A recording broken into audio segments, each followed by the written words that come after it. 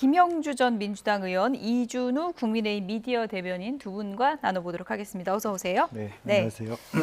결과는 저희가 이제 계속해서 전해드렸고요. 오늘 결과와 관련해서 앞으로 당청 관계도 좀 짚어봐야 될 것 같습니다. 네. 청와대에서는 이제 이재명 대통령이 최근에 좀 지지율 하락세가 두드러지고 있는데 그래도 좀 다행이다 뭐 이런 생각을 했을까요? 아무래도 그렇게 생각해야 되겠죠. 예. 근데 지난번에 그 박찬대 후보가 나왔을 때 대통령이 박찬대 후보를 지지하는 듯한 인상을 줌으로써 결과적으로는 정청래 후보가 당선되고 난 다음에 계속 이게 삐그덕거리는 모습을 봤고, 만에 하나 정말 정청래 후보가 당선되었다면 상당히 대통령 입장에서는 좀 깝깝함 느끼고, 예. 또 서로 간에 어떤 여러 가지 대통령대로 어렵게 되고 당은 당대로 또 다른 노선을 걷게 되는 여러 가지 어려움에 처했을 겁니다. 그런 의미에서 김민석 후보가 됐다라고 하는 것은 그나마도 어렵게 또 결과적으로 한 번에 50%를 얻지 못했다는 것은 진땀을 청와대에서 흘렸다라고 봐야 될 것 같고요. 예. 그런 의미에서 또 한편으로는 송영길 후보에 대한 감사가 있을 것이다. 그렇게 보입니다. 그리고 실제로 보면 이제는 대통령 지지율이 낮아지는 그 트렌드를 당이 막았어야 되는 그런 과제를 김민석 후보가 안게 됐고, 예. 그 우선은 가장 무엇보다도 민생이나 다른 거 있습니다만은 뭐 현직 전직 두 분 대통령께서 말씀하신 대로 당을 포용적으로 하나 되게 하는 것이 우선은 대통령 지지율과 당의 지지율을 제고하는 가장 최우선적인 과제다. 그렇게 봐야 될 것 같습니다. 네. 뭐 정청래 후보도 그랬고 김민석 당대표도 이제 경선 때 그런 말을 했었고, 치열하게 싸워도 결국은 경선 끝나면 통합하는 게 민주당의 DNA다 이런 얘기를 하기도 했었는데, 유시민 작가가 이제 경선 과정에 뭐 대통령이 필패의 길로 가고 있다 이런 말까지 한 상황이기 때문에 그냥 자연스럽게 통합의 길로 갈 것인가 의문을 제기하는 시각도 있거든요.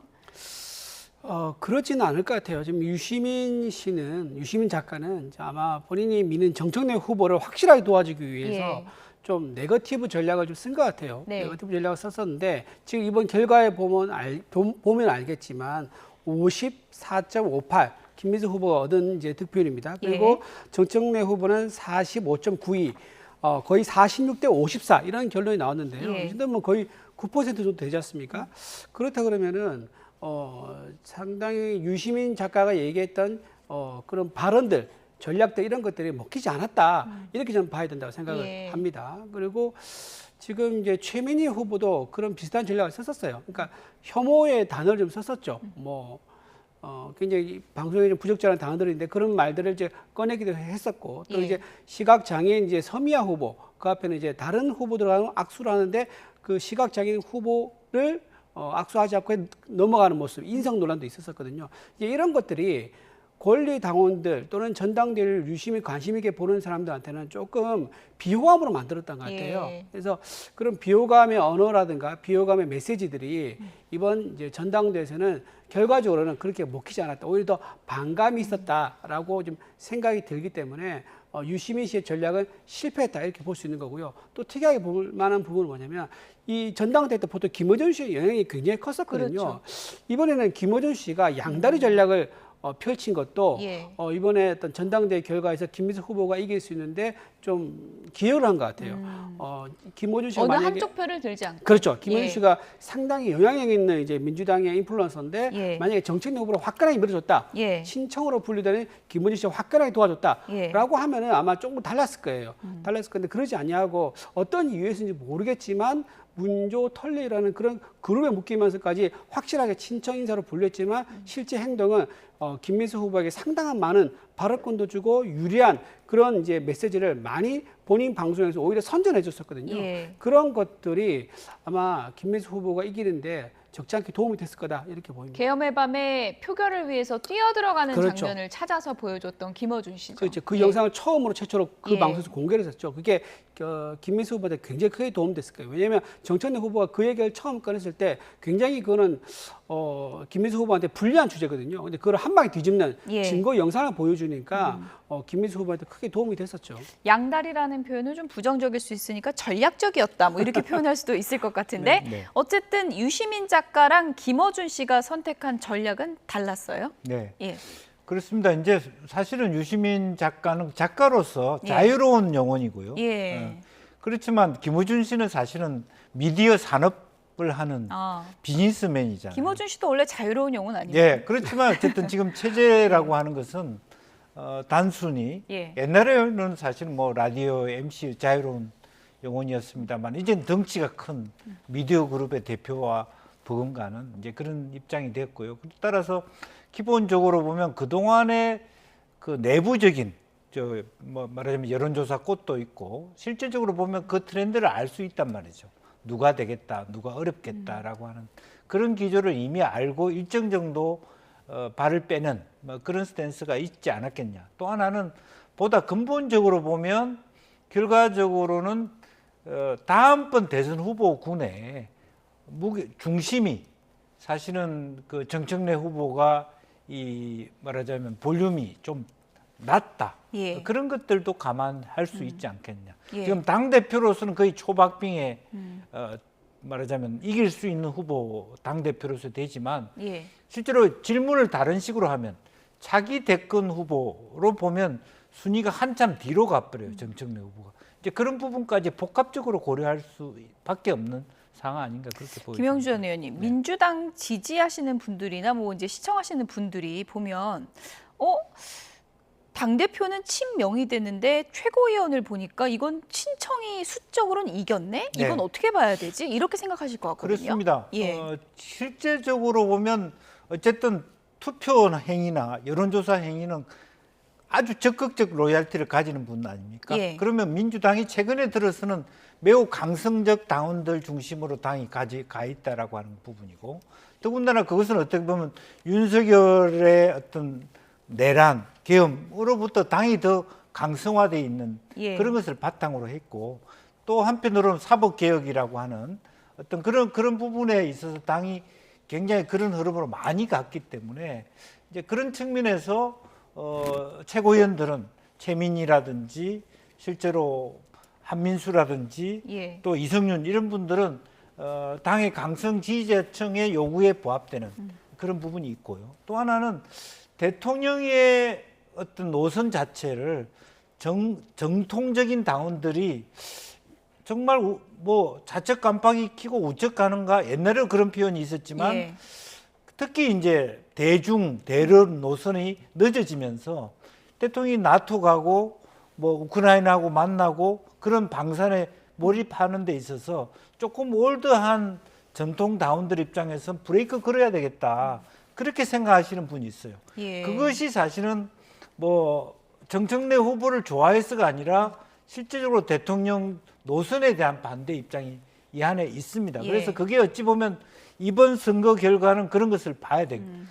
한편으로 보면 지방선거 결과를 보니까 대통령을 힘을 몰아 써야 되겠지만 그렇다고 대통령이 실사구시 무조건 중도 확장이라고 하는 것에도 예. 그것만이 답은 아니다라고 하는 그런 어떤 다소 복잡하지만 예. 그런 기류들이 함께 이 안에 있는 거 아닌가 그렇게 보여집니다. 그러니까 당의 수장은 친명, 대통령께 힘을 실어주면서도 네.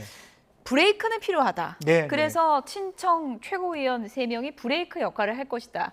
그런데 이제 브레이크 역할이 과해지다 보면 갈등이 되는 거잖아요. 그렇죠. 예. 그래서 처음에는 아마 허니문 기간이 있을 겁니다. 예. 지금 당장은 아마 최고위가 열린다 그러면은 수석 최고위라든가 뭐 친청계 최고위들이 발언에 대해서 아마도 이제 스윗한 달콤한 발언밖에 없을 거예요. 그래서 최대한 김민석 후보한테 긴장감을 주지 않는 예. 그리고 전체적으로 좀 김민석 당대표에게 힘을 주는 그런 이제 발언을 많이 할 것으로 보이기 때문에 하지만 이게 언제까지 과연 그렇게 갈 것인가라는 생각이 듭니다. 왜냐하면 수석 최고위원인 최민희 의원이 강성 의원으로 꼽히는 대표적인 의원입니다. 그런 분이 수석이나 됐단 말이에요. 그리고 누구나 다 알다시피 최민희 의원은 정청래 후보를 대리한다라고 지금 볼 수밖에 없기 때문에 언제 갑자기 돌아서면서 당 지도부에다가 쓴소리를 하는 그런 상황이 벌어질지 모르는 그런 불안감도 좀 있습니다. 그렇기 때문에 아마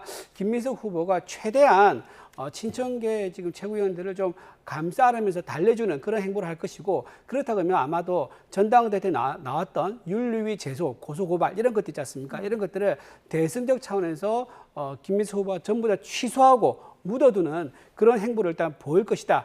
일단 그렇게 예측은 됩니다. 이제 그런 전망에 있어서는 이제 그 문제는 정청래 후보한테 달려 있는 문제죠. 자기의 영향력을 계속 유지할 수 있느냐. 그리고 대선 기간이나 총선 기간이 갔을 때 하나의 새로운 그 대선 후보다운 리더십을 가질 수 있느냐라고 하는 부분으로 과제일 겁니다. 왜냐하면 유시민 작가나 김어준 씨나 물론 정청래 후보를 지지해왔던 기둥이 완전한가, 지속 가능한가라고 하는 부분도 퀘스천 마크이거든요. 그리고 또 하나는 최민희 의원조차도 수석이지만 예. 결과적으로 이해찬, 이재명과의 관계가 완전히 나빴느냐, 그런 건 아니지 않습니까? 따라서 그것이 일정 정도의 지금 그 대변인 말씀하신 대로 그런 기조가 없지 않아 있겠지만 그럼에도 불구하고 그것은 조금 더 지켜볼 일이다. 라고 하는 그래도 이제 부분이 친청계 입장에서는 전멸은 아니고 네. 우리가 공간은 확보했다. 뭐 네. 이렇게 보면 되겠습니까? 네. 그래서 아마 더 깊이 얘기해 보면 이 지금 정청래 후보의 이런 정도 상당한 조직적이고 말하면 최고위원을 뽑아가는 과정이라든지 그런 부분, 또 유의미한 득표는 사실은 정청래 후보 개인의 어떤 리더십이 아니에요. 스킬이 아닙니다. 그 전에 소위 정동영 당대표로부터 왔던 정통이라고 하는 조직 체계를 그대로 안고 있다고 뒤에. 이제 그리고 또 하나는 뭐가 있습니까? 친노 친문 진영이 이재명 대통령의 인사에 불만을 갖고 있다는 것이 동력이 되어 왔거든요. 예. 그 부분은 이재명 대통령 측이 풀어야 될 과제인 것 같고 아마 유시민 작가도 그 부분을 얘기하는 것 같습니다. 예. 이제 그런 갈등과 어떤 고리들을 빨리 청와대로부터 이재명 대통령도 풀어야 되고 김민석 새 대표도 이런 부분에 대해서 탕평책을 써가야 되는 그런 과제에 있다 그렇게 봅니다. 제가 조금 보태서 말씀드리면 예. 최고위가 되지 않습니까? 네. 그러면 당 대표에게 인사에 대해서 건의를 할 수가 있어요. 그리고 수석 최고 같은 경우에 더 많은 그 권한을 가집니다. 그래서 수석 최고가 예를 들면 친청계 인사들에 대한 인사를 안을 거래한다 그러면 김민석 후보가 그걸 전부 다 거부하느냐, 일부 수용해서 화합을 하겠다는 것을 보여주느냐, 이 차이가 상당히 클 거예요. 그래서 지금 김민석 후보 오늘 뭐 첫 인사, 지금 비서실장하고 수석 대변인이 발표했지 않습니까? 이 두 분은 굉장히 찐명 인사로 구분되는 분이시더라고요. 예. 그런데 그러지 아니하고 수석 대변인이 발표됐으니까는 이제 쭉 해서 대변인 단이 나올 거예요. 그 대변인 단에 예를 들면 친청계 인사가 얼마나 반영됐느냐, 예. 이런 것들이 수석 최고들이 친청계 수석 최고들이 김민석 후보가 이끄는 최고위 회의에서 발언 수위라든가 예. 협조하는 정도가 대충 결정이 될 거예요. 아, 우리가 제안한 이 인사를 김민석 후보가 전부 다 거절했다? 그럼 우리도 가만히 있지 않겠어. 우리도 당신이 말한 아젠다에 대해서 브레이크 걸겠어라고 아마 초반부터 기선제압을 하려고 할 겁니다. 그래서 인사가 어떻게 반영되느냐, 이 부분을 좀 주의 깊게 볼 필요가 있습니다. 일단 수석 대변인은 이제 박성준 의원 찐명이라고 표현해 주셨는데 친명으로 분류되는 박성준 수석 대변인이 이제 맡게 됐는데 앞으로 대변인단이 어떻게 꾸려지느냐도 초반 기싸움의 중요한 관전 포인트가 될 것 같고 또 하나 전당대회 막바지에 떠오른 핵심 단어가 개헌입니다. 네. 이거 청와대에서 어차피 200석 필요하니까 국회가 알아서 해라라고 했거든요. 김민석 당대표 시대에 이걸 화두로 꺼낼 것인가, 김민석 당대표가, 이것도 좀 관전 포인트인 것 같아요. 그렇습니다. 예. 뭐 그런 부분에 대해서는 그동안에도 사실은 개헌 논의는 언제 꺼내도 모자람이 없어요. 그리고 정권 초기에 꺼내는 게 맞습니다. 예. 이제 그런 의미에서 시적절한데 뭐 어쨌든 야당은 브레이크를 걸 것이고 그랬을 때 그런 새로운 말하자면 대표로서의 그런 부분을 이제 첫째는 야당이 문제 제기하는 거죠. 연임론이냐 중임론이냐 결국에는 이재명 대통령이 정권 연장을 위한 노림수 아니냐 이런 부분을 초기에 불식시킬 필요가 있어요. 이재명 대통령 스스로도 나는 요거로 끝이다라고 하는 것을 명쾌히 얘기하면서 그래서 같이 할 수 있는 뭐 야당 안에서도 원포인트 개헌 정도는 중임제 예. 개헌 정도라든지 혹은 뭐 지방자치단체에 대한 어떤 자치분권적인 성격이 있다든지 그런 데 대한 공감하는 분들은 계시기 때문에 뭐 그런 측면에서는 여당 스스로가 먼저, 대통령 스스로가 먼저 야당이 같은 자리에 앉을 수 있도록 명분을 마련해야 된다, 그렇게 봅니다. 그런데 이제 이 4년 중립론 개헌입니다. 구체적으로 얘기하면 이걸 이제 청와대에서 200석 이상이 필요하기 때문에 국회가 논의해야 된다라고 했는데 이 얘기가 나온 곳이 공교롭게도 이재명 대통령과 국민의힘 다선 의원들이 골프를 치는 자리에서 나왔다는 거고 그 얘기를 이제 적극적으로 꺼낸 사람은 이제 김태호 의원으로 알려져 있습니다. 그런데 시기를 보면 그렇게 골프를 쳤다면 당내에서도 소문은 좀 났을 것 같은데 지금까지 당내에선 얘기가 좀 없었습니까? 그게 좀 의문입니다. 예. 대통령한테 골프 라운딩을 제안을 받고 골프를 실제 쳤다 그러면은 첫 번째 제안을 받았을 때 그걸 당 지도부에다가 물어보면서 이런 제안을 받았는데 당 지도님 어떻게 생각하십니까? 예. 지도부의 어떤 결단에 따르겠습니다라고 하는 게 상식적인 거죠. 그렇죠. 왜냐하면 지금 우리 야당의 중진 의원들인데 그러면 우리 중진 의원들이 야당에서 중요한 역할을 하는 사람들이 말입니다. 예. 근데 어떻게 당 지도부의 어떤 그 판단을 뛰어넘고 다이렉트로 청와대랑 얘기를 해가지고 일정을 잡아서 골프 라운딩을 했느냐라는 면에서 좀 이번 중진들은 대통령과의 골프 라운딩을 비밀리에 했다는 면에서 조금 비판의 눈길을, 의심의 눈초리를 피하기 어렵다. 무슨 말이냐? 예. 지금 이재명 정권에서 지금 야당 인사들을 계속 픽업해가지고 좋게 말하면 발탁, 스카웃인데 어떻게 보면은 데리고 가가지고 우리 야당 내 분열과 갈등을 조장하는 이런 전략을 쓰고 있다는 의심도 받고 있단 말이에요. 예. 그래서 이 중진 의원들이 지금 이재명 정권한테 어떤 자리를 제안받은 게 아니냐 그런 의심이 드는 건 첫 번째고요. 예. 두 번째 이렇게 중진 의원들을 모아가서 지금 6명이 지금 골프 쳤다는 얘기가 나옵니다. 예. 그럼 여기서 4-5명이 더 추가가 되면요. 10명이 돼요. 그러면 개헌선을 넘어갈 수 있는 그렇죠. 의석수를 확보하는 거예요. 한 10몇 명만 있으면 되는 그렇죠. 거잖아요. 10명만 넘으면 되는 거예요. 예. 그런 상황이기 때문에 상당히 전략적으로 청와대에서 이것을 노리고 국민의힘의 중진 의원들 아마 초선이나 재선 의원들한테 제안 안 했을 거예요. 초선이나 재선 의원들이 대통령의 골프 제안을 받으면요, 그 바로 당 지도부에다 얘기를 할 겁니다. 나 이런 제안 받았어. 그렇군요. 근데 중진 의원들은 지금 독립적으로 상당히 움직일 수가 있고 또 내가 대표한테 얘기 안 하는데 무슨 상관이냐 그렇죠. 이렇게 생각했다는 거죠. 4, 5선, 6선 되면요, 예. 지금 당 대표가 1.5선이에요. 그러다 보니까 내가 선수 곳이 높은데 내가 네. 굳이 1.5선 당 대표라고 하지만 1.5선한테 허가를 받아야 돼, 보고를 해야 돼라는 생각을 할 수 있거든요. 그래서 이렇게 그 당 대표에게 허가를 구하지 않고 골프 라운딩을 바로 판단할 수 있는 분 이런 사람들을 딱딱 찍어서 제안했다는 거 보면은 개헌선을 확보하기 위한 전략적인 휴민트 만들기 아니겠는가라는 휴민트 단어 좀 부적절해 보이지만 예. 그런 인적 네트워크를 만들기 위한 그런 계획이 아니겠는가. 일종의 포섭 아니냐. 국민의힘에서 이런 그렇죠. 의심을 할 수 있다는 거죠. 그렇죠. 그렇게 예. 볼 수 있는 겁니다. 어떻게 보십니까? 골프가 지금 시점을 취재한 걸 보니까 1, 2주 전도 아니고 지난달 뭐 2달 전 이렇게 친 거거든요. 네. 중진 의원들이 대통령하고 골프를 쳤고 그 자리에서 개헌이라는 단어가 나왔는데 당 지도부는 모르고 있었다. 이런 상황을 어떻게 해석해야 될까요? 사실 미국 정치 같으면 자연스러운 현상일 예. 수 있죠. 어떤 사안에 대해서 대통령이 또 야당 인사들과 만나고. 그런데 만약에 사실은 당 지도부와 논의하기도 어려웠을 거예요.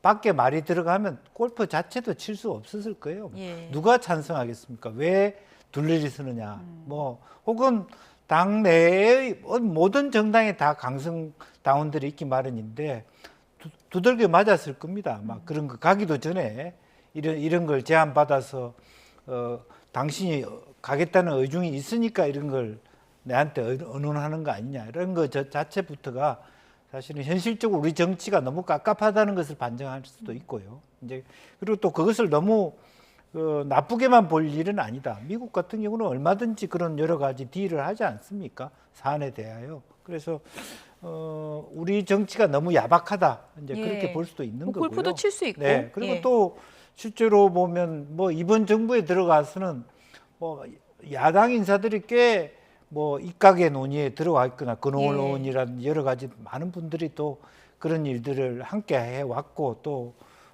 실제로 보면 평택 같은 경우도 마찬가지죠. 영입한 인사, 충북도지사도 그런 분들이 왔고 뭐 그런 부분들이 대통령실 입장에서 노림수가 있었다라고 보여지고 다만 아까도 얘기했습니다마는 그와 같은 개헌들이 우리나라 사회에서는 너무 무겁게만 생각해 왔는데 예. 외국의 경우에는 개헌에 수많은 횟수들이 있어서 하나하나 필요한 경우 발빠르게 가볍게 개헌을 하고도 있거든요. 이제 그런 부분도 좀 문화적으로 좀 말하자면 이것이 나쁘다고만 볼 필요 없다. 이제 예. 그런 측면이 하나 있고 다만 조금 더 투명하게 해야 되겠죠. 업무론적으로 할 것이 아니고 예. 그런 것 그리고 또 아까도 제가 말씀드렸습니다만 대통령께서는 그런 얘기를 꺼내려면 정확하게 자기 임기에 대한 확실한 국민에 대한 담화문이라든지 입장이 명확해야 된다. 연임하지 그렇게 생각합니다. 않는다. 뭐 예. 이런 거 말씀하시는 네, 건가요? 예. 제가 두 번째 좀 반박을 드리면요. 예. 이거는 지금 개헌이라는 아주 중요한 이슈가 있는 상황에서 야당 의원들 대여성을 만났단 말이에요.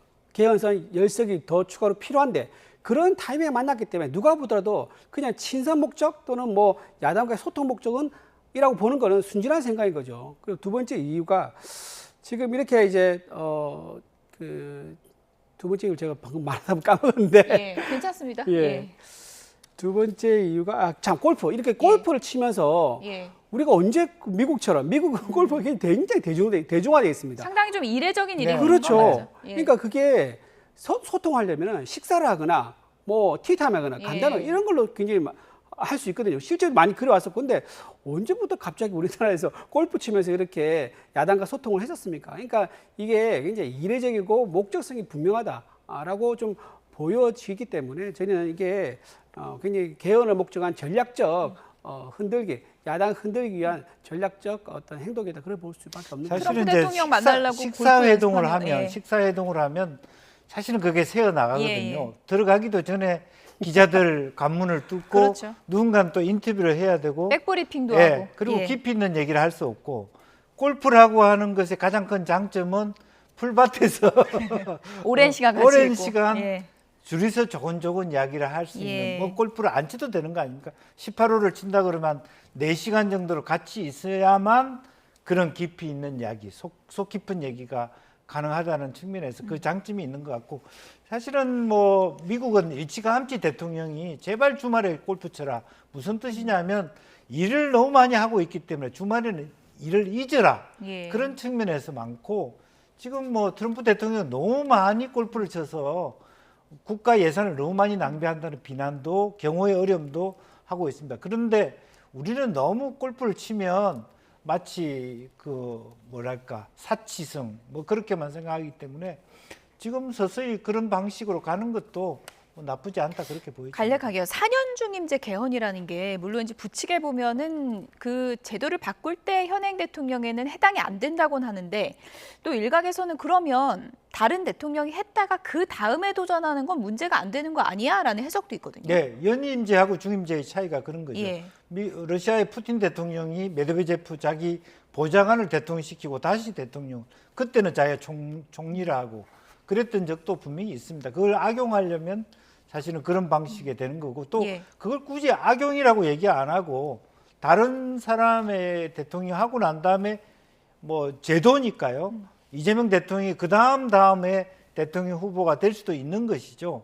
이제 그런데 그것을 어쨌든 좀 토론을 할 수 있으면 좋겠다는 거고 무엇보다도 그게 연임이든 중임이든 간에 우선은 다음 선거에 이재명 대통령이 연달아서 나오지 않는다라는 것은 명확해졌으면 좋겠습니다. 네, 이준우 대변인님 끝으로 간략하게요. 일단 김태호 의원이 상당히 좀 적극적인 얘기를 해서 국민의힘 내부에서도 단일 대우가 흐트러지나 뭐 이런 얘기들 나오고 있거든요. 지도부 입장이 나온 게 있는지 혹은 또 이런 부분에 대해서는 뭐 또 징계론이 뭐 많이 되니까 그런 것도 얘기가 있는지 좀 말씀해 주세요. 당 내에서 공식적으로 징계 논의는 없습니다. 네. 없는데 당원들이 굉장히 이건 징계해야 된다라고 당원들이 이제 많이 요청을 하죠. 실제 당원들이 뭐 당에다가 이런 것들을 징계위에다가 제소하는 이런 메일을 많이 보내기도 하고 있고 또 이제 골프치 의원들에게 문자 폭탄을 보내가지고 항의를 한다고 합니다. 그래서 거기에 대해서 김태호 의원이 좀 부담을 느낀 것 같아요. 아, 내가 이 정도로 이제 그 당원들에게 질타받을 줄 몰랐다라고 생각이 든 것 같아요. 그러다 보니까 김태호는 본인은 적극적으로 해명하는 차원에서 좀 입장을 내는 것 같은데 어쨌든 우리 당 내에서는요 이것에 대해서 매우 부적절하다는 그런 시각을 예. 갖고 있지만 그렇다고 해서 골프 친 의원들에 대해서 징계한다든가 이런 논의는 하고 있지 않다 예. 말씀드립니다. 김민석 민주당 신임 당대표 첫 일정을 어떻게 가져갈 것인지 그리고 당청 관계를 어떻게 가져가고 여야 관계는 어떻게 풀어 나갈지 기대를 갖고 좀 지켜보도록 하겠습니다. 김영주 전 민주당 의원, 이준우 국민의힘 미디어 대변인 두 분 고맙습니다.